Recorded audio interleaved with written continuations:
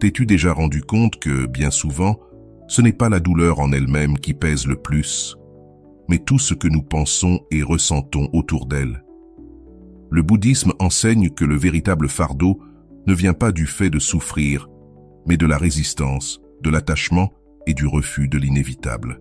Dans cette vidéo, tu vas découvrir comment arrêter d'ajouter du feu à ton propre brasier, comment vivre avec la douleur sans qu'elle te dévore, et surtout, comment transformer cette expérience en une occasion de croissance intérieure.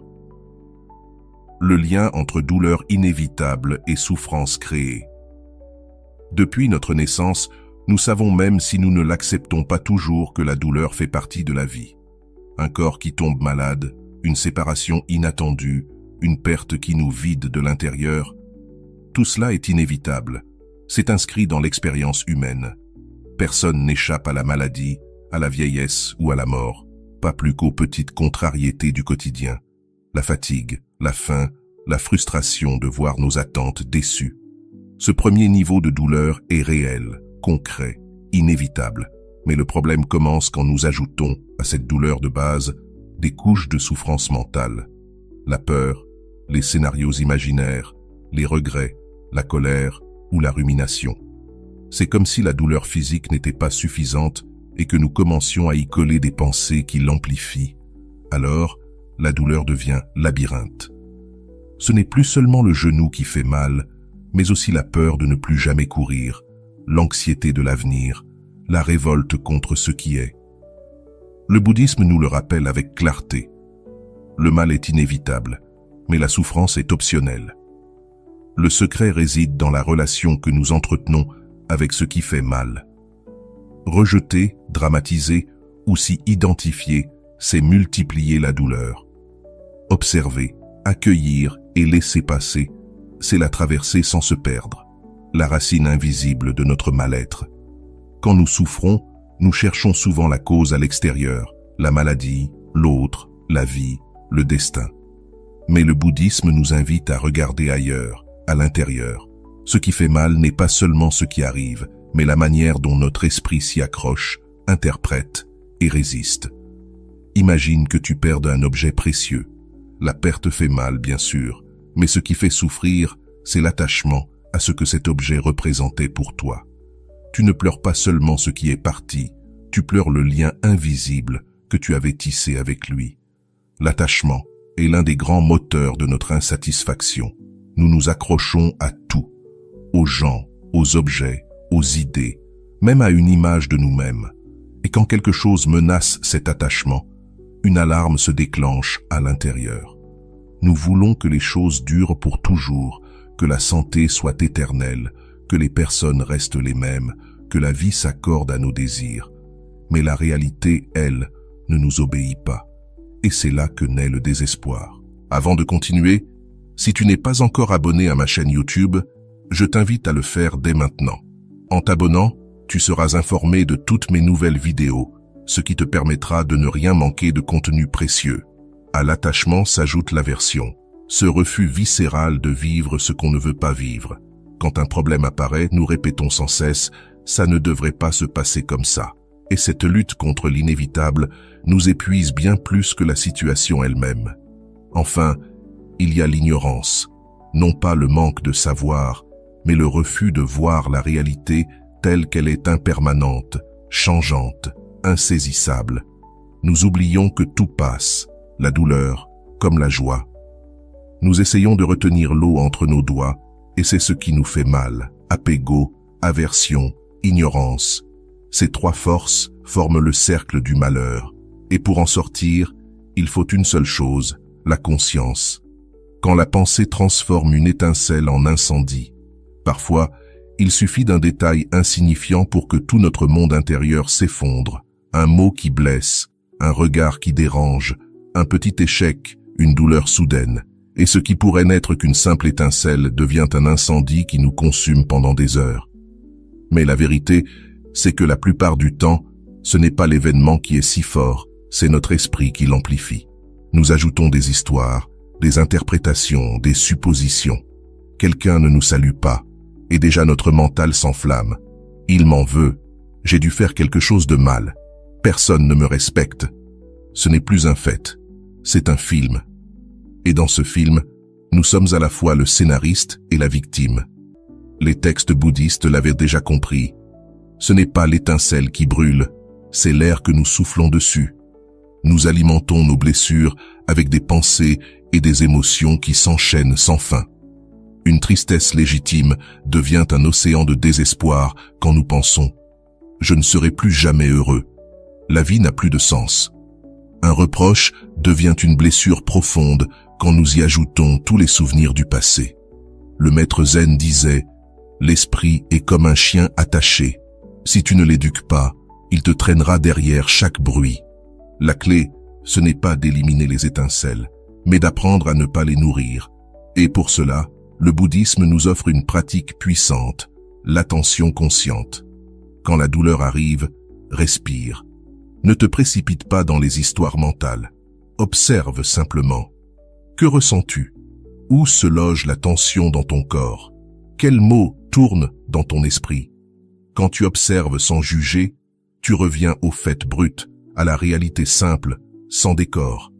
Et cette réalité nue, elle est souvent bien plus supportable que les tempêtes que ton mental invente. Le bouddhisme ne te demande pas d'éviter la douleur. Il t'invite à la vivre consciemment, sans y ajouter de souffrance inutile. Parce qu'au fond, la douleur fait partie de la vie. Mais la paix, elle, vient du choix de ne plus lutter contre ce qui est. Et c'est là, dans ce silence intérieur, que commence la véritable liberté. Une autre pratique utile consiste à se poser cette question. Cette pensée que je nourris, m'aide-t-elle ou me fait-elle du mal? Bien souvent, nous réalisons que nous répétons dans notre esprit des phrases qui n'ont aucune fonction positive. Elles ne résolvent rien, n'apportent aucun soulagement, n'enseignent rien. Elles ne font qu'ajouter de l'angoisse. Reconnaître cela, c'est déjà commencer à lâcher le bois qui alimente l'incendie intérieur. Le bouddhisme insiste sur une idée essentielle. Nous ne pouvons pas empêcher les étincelles d'apparaître dans notre vie, mais nous pouvons éviter qu'elles se transforment en incendie. C'est là toute la différence entre vivre prisonnier de la réactivité ou vivre avec une certaine liberté intérieure. Chaque fois qu'une étincelle surgit, une critique, une douleur, une peur, nous avons le choix. Vais-je alimenter ce feu ou vais-je le laisser s'éteindre de lui-même? Si nous choisissons la seconde option, peu à peu nous découvrons que la vie n'est pas moins douloureuse mais bien moins souffrante. Et cette différence est immense, car elle marque le passage de l'esclavage mental à la lucidité. La trappe de l'attachement à ce qui change. S'il existe une vérité universelle au cœur de la philosophie bouddhiste, c'est bien celle-ci. Tout change, rien ne demeure fixe, rien ne reste intact. Notre corps vieillit, nos émotions fluctuent, les personnes entrent et sortent de notre vie et les situations que nous croyons stables se transforment du jour au lendemain. Pourtant, malgré cette connaissance intime, nous agissons comme si les choses devaient rester toujours pareilles. C'est là que commence le piège de la souffrance. L'attachement naît de cette illusion de permanence. Nous nous accrochons à une relation parce que nous voulons qu'elle dure pour toujours, à notre santé parce que nous refusons l'idée de la perdre, à une période de notre vie parce qu'elle nous semble confortable. Mais la réalité est que rien ne s'arrête lorsque ce que nous aimons change. Alors vient la douleur, parfois la désespérance, non pas à cause du changement lui-même, mais parce que notre esprit refuse qu'il ait lieu. Imagine que tu tiennes du sable dans ta main. Plus tu serres fort, plus il s'échappe entre tes doigts. L'attachement fonctionne de la même manière. Plus tu veux retenir ce qui change, plus tu souffres en voyant que tu ne peux pas arrêter l'inévitable. L'impermanence n'est pas le problème. Le véritable problème, c'est notre résistance à l'accepter. Ce schéma se répète dans tous les aspects de la vie. Un amour qui se transforme, un travail qui s'achève, un corps qui ne répond plus comme avant, un rêve qui ne se réalise pas. Dans chaque cas, ce qui fait le plus mal n'est pas le changement, mais notre attente qu'il ne change jamais. C'est comme vouloir que le fleuve cesse de couler, alors que sa nature même est de s'écouler. Le bouddhisme nous invite à inverser cette vision. Plutôt que de voir l'impermanence comme une menace, voyons-la comme un cadeau. Car grâce à elle, la douleur ne dure pas toujours. Grâce à elle, nous pouvons apprendre grandir, nous renouveler. Sans le changement, il n'y aurait ni guérison, ni évolution, ni libération. Accepter cette vérité ne veut pas dire se résigner. Cela signifie ouvrir un espace à une façon plus légère de vivre. Quand nous cessons d'exiger de la vie qu'elle reste immobile, nous apprenons à savourer ce qui est là, sans vouloir le retenir. Une fleur se contemple mieux quand on sait qu'elle se fanera. Un moment avec un être cher devient plus précieux quand on comprend qu'il n'est pas éternel. La conscience de l'éphémère ne retire rien à la beauté, elle la multiplie. Certes, ce n'est pas facile. Notre esprit cherche instinctivement la sécurité dans la stabilité. Il nous est difficile de lâcher, d'accepter que même ce que nous aimons change. Mais avec la pratique, nous pouvons apprendre à accueillir chaque expérience comme un visiteur. Il arrive, reste un moment, puis s'en va. Nous l'accueillons avec gratitude, nous le vivons pleinement, puis nous le laissons partir sans le transformer en chaîne de souffrance. La trappe de l'attachement à ce qui change est l'une des plus profondes de la vie humaine, mais aussi l'une des clés les plus puissantes vers la liberté. Plus nous apprenons à lâcher, plus nous découvrons qu'il n'est pas nécessaire de retenir quoi que ce soit pour vivre dans la plénitude. La paix intérieure ne réside pas dans le fait d'arrêter le fleuve, mais dans l'art de couler avec lui. Comment cesser de lutter contre ce qui est? L'un des plus grands épuisements de notre vie ne vient pas de la douleur elle-même, mais de la lutte constante contre ce qui est déjà arrivé ou est en train d'arriver. C'est comme vouloir effacer une vérité déjà écrite. Cette résistance intérieure nous vole notre énergie et multiplie la souffrance. Pense à ce qui se passe quand on reçoit une mauvaise nouvelle. La première réaction est souvent « ce n'est pas possible ». Pourtant, c'est bien possible. C'est déjà là. Ce qui nous fait souffrir, ce n'est pas l'événement, mais notre incapacité à accepter qu'il se soit produit. Cette négation devient une guerre silencieuse contre la vie elle-même. Le bouddhisme enseigne qu'accepter la réalité telle qu'elle est ne signifie pas se résigner, mais reconnaître ce qui existe, sans le déguiser ni le nier. Ce n'est qu'à partir de cette lucidité que nous pouvons agir avec justesse. Lorsque nous refusons ce qui est, nous restons prisonniers de la pensée. Cela ne devrait pas arriver. Et tout ce que nous faisons à partir de cet état est contaminé par la frustration. Prenons un exemple simple, la douleur physique. Si j'ai mal au dos et que je passe la journée à répéter « cela ne devrait pas m'arriver », j'ajoute à la douleur réelle une souffrance mentale. La douleur existe, mais c'est la résistance qui l'amplifie. Si, au contraire, je reconnais simplement « mon dos me fait mal en ce moment », je peux agir, me reposer, corriger ma posture, prendre soin de moi. L'acceptation ouvre la voie à une action claire et efficace. La lutte contre ce qui est se manifeste aussi dans nos émotions. Nous ressentons de la tristesse et pensons « je ne devrais pas être triste ». Nous ressentons de la peur et disons « je ne devrais pas avoir peur ». En bloquant nos émotions au lieu de les laisser circuler, nous les rendons plus fortes et plus durables. Le paradoxe, c'est que plus nous résistons à une émotion, plus elle nous domine. Accepter, ce n'est pas approuver, c'est dire « voilà ce qui se passe maintenant ». Cette simple phrase a un pouvoir immense. Elle nous ramène au présent, là où nous pouvons réellement agir. Une pratique qui aide beaucoup est la présence consciente. Quand tu te surprends à penser « cela ne devrait pas être comme ça », arrête-toi un instant. Observe, je suis en train de lutter contre ce qui est. Cet instant de lucidité suffit parfois à rompre le cercle et à ramener la clarté. C'est comme ouvrir une fenêtre dans une pièce pleine de fumée. La vie ne demande pas notre permission pour se dérouler. Elle suit son cours, que cela nous plaise ou non. En comprenant cela, nous cessons de jouer les juges de la réalité. Plutôt que de gaspiller notre énergie à combattre l'inévitable, nous pouvons l'utiliser pour répondre avec sagesse à ce qui se présente. Quand nous arrêtons de lutter contre ce qui est, quelque chose de magique se produit. La paix apparaît, même au cœur de la douleur.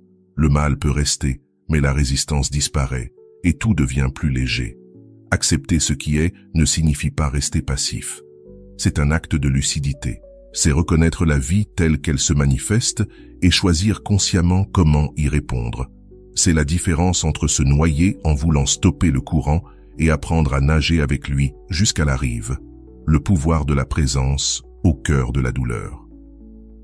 Lorsque nous traversons la douleur, notre esprit a tendance à s'échapper.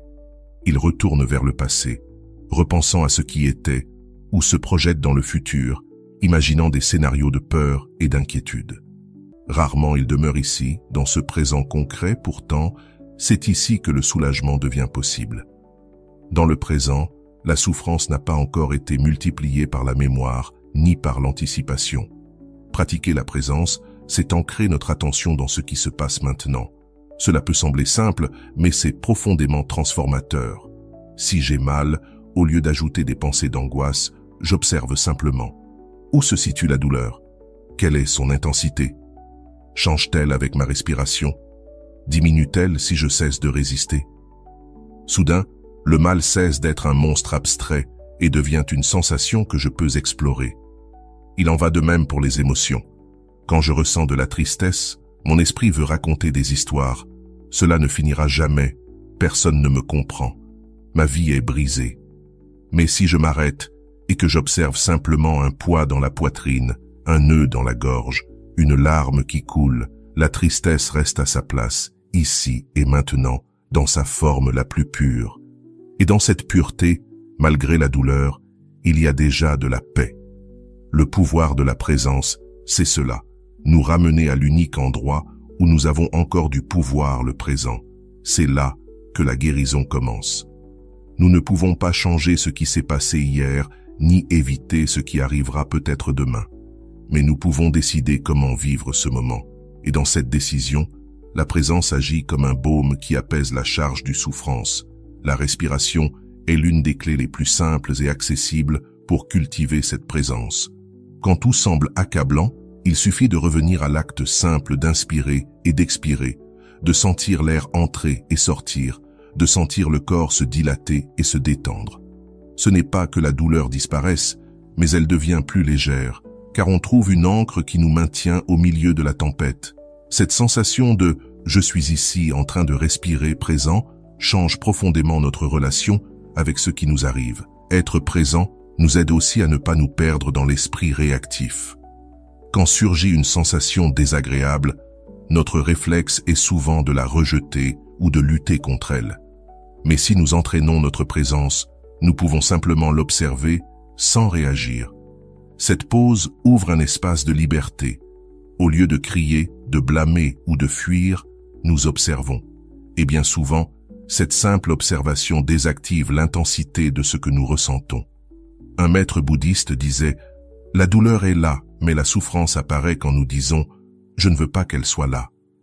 La présence nous aide à lâcher ce « je ne veux pas » et à accepter ce qui est, même si c'est inconfortable. C'est un geste d'humilité face à la vie, être là sans ajouter de couches de résistance. La présence a aussi un effet profond sur nos relations. Quand nous sommes capables d'être présents avec notre propre douleur, nous pouvons aussi l'être avec la douleur des autres. Nous cessons de réagir avec des phrases automatiques comme « ce n'est rien » ou « ça passera » et nous apprenons simplement à accompagner. Parfois, rien n'est plus guérissant qu'une présence silencieuse et pleine au milieu de la difficulté. Ce qui est curieux, c'est que plus nous cultivons cette pratique, plus nous découvrons qu'au cœur même de la douleur existent des instants de beauté. Le corps peut souffrir, mais en même temps sentir la chaleur du soleil sur la peau. Une perte peut nous attrister, mais nous pouvons aussi goûter le silence du matin. Le présent n'est jamais seulement douleur, il contient toujours des nuances, et la présence nous ouvre à elle. Le pouvoir de la présence ne supprime pas la douleur, mais il la transforme. Il nous apprend à la vivre avec douceur, sans en faire une prison mentale. C'est un rappel que même si nous ne pouvons pas tout changer, nous pouvons toujours choisir d'être ici, éveillés et attentifs, sans fuir la vie. Transformer la souffrance en sagesse et en compassion. La souffrance n'a pas besoin d'être un poids que nous traînons. Elle peut devenir un maître. Le bouddhisme enseigne que chaque expérience douloureuse, aussi dure soit-elle, renferme une graine de sagesse et de compassion. Il ne s'agit pas de glorifier la douleur ni de la chercher, mais d'apprendre à s'y relier d'une manière qui nous fasse grandir, plutôt que nous écraser. Quand nous souffrons, nous demandons souvent « Pourquoi moi ?» Mais le bouddhisme nous invite à reformuler cette question. À quoi cette expérience peut-elle me servir?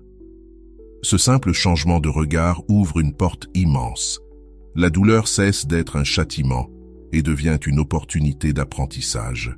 Une maladie peut nous apprendre à mieux prendre soin de notre corps. Une perte peut nous enseigner à apprécier ce que nous avons tant qu'il est encore là. Un échec peut nous offrir l'humilité nécessaire pour recommencer autrement. La sagesse naît quand nous cessons de fuir la souffrance et que nous l'observons avec attention. Chaque douleur révèle quelque chose sur nous. Nos réactions, nos attachements, nos attentes. Le souffrance agit comme un miroir qui nous montre des parties de nous que nous préférerions ignorer. Et c'est dans cet inconfort que la croissance devient possible. Mais la souffrance ne nous relie pas seulement à la sagesse, elle nous connecte aussi aux autres à travers la compassion.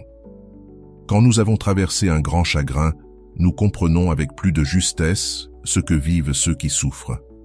Nous ne parlons plus depuis la théorie, mais depuis l'expérience. Cela nous rend plus sensibles, plus humains, plus prêts à aider. Dans le bouddhisme, la compassion n'est pas la pitié, mais la capacité d'ouvrir le cœur à la douleur, la nôtre et celle des autres, avec le désir sincère de la soulager.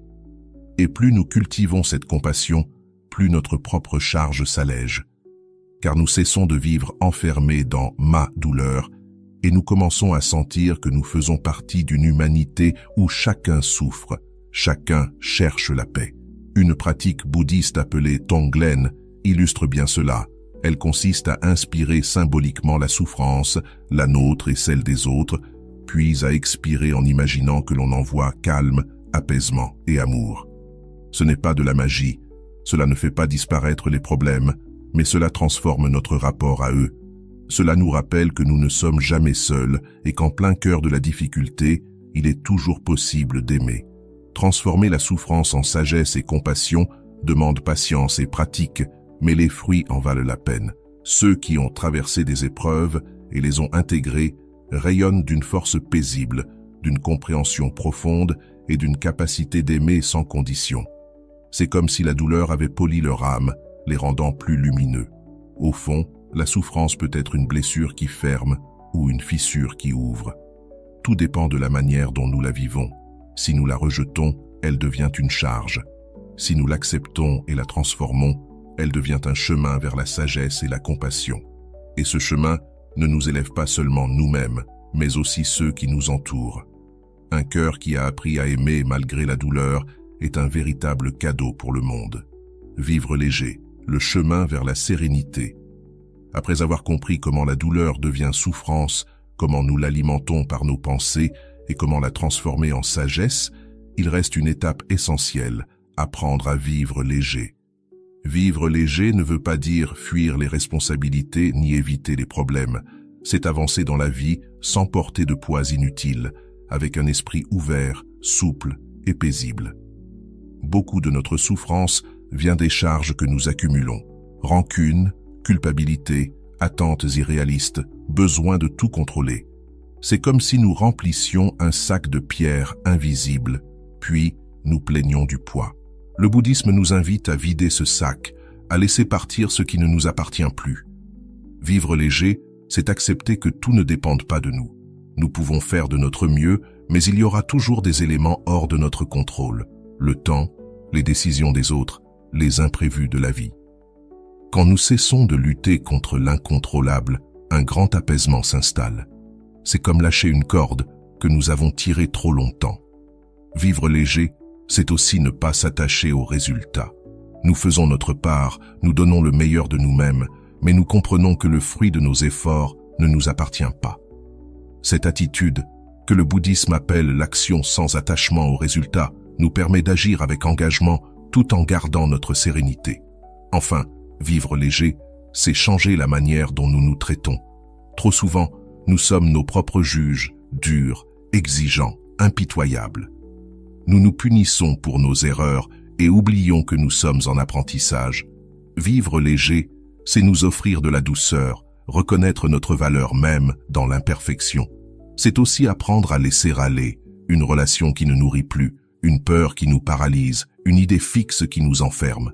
Lâcher prise, ce n'est pas abandonner, c'est accepter que tout ne peut être retenu.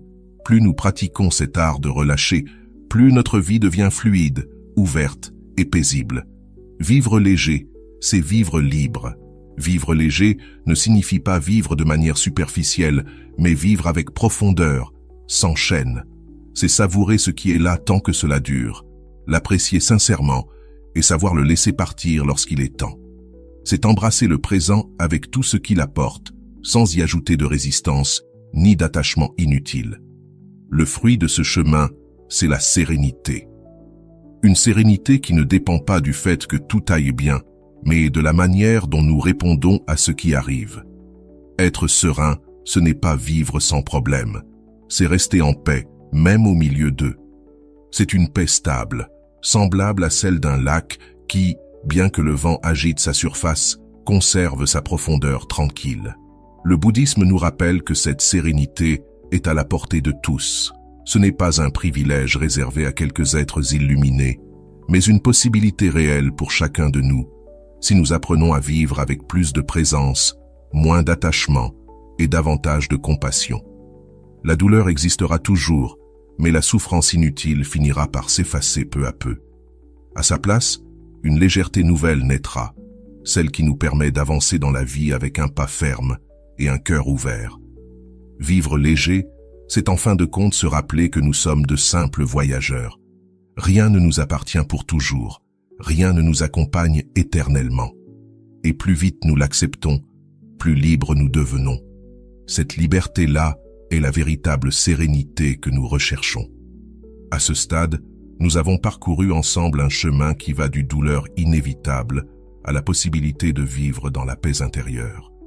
Nous avons vu comment l'esprit multiplie la souffrance, comment l'attachement nous enferme, comment la résistance nous enchaîne, mais aussi comment la présence et la compassion peuvent tout transformer. Le message central est simple, nous ne pouvons pas éviter la douleur, mais nous pouvons apprendre à ne plus souffrir inutilement. Le bouddhisme nous invite à vivre léger, le cœur ouvert, l'esprit attentif, en acceptant ce qui change et en lâchant ce qui ne sert plus. Ce n'est pas un chemin facile, mais il est profondément libérateur. Chaque petit pas vers cette légèreté se traduit par plus de paix, plus de clarté et une plus grande capacité d'aimer. Puisses-tu, à ton tour, regarder ta propre douleur autrement et découvrir que même au cœur de la tempête, tu peux trouver la sérénité. Merci d'avoir partagé ce voyage. Et souviens-toi, vivre léger n'est pas une utopie, c'est une pratique quotidienne, à ta portée, dès aujourd'hui.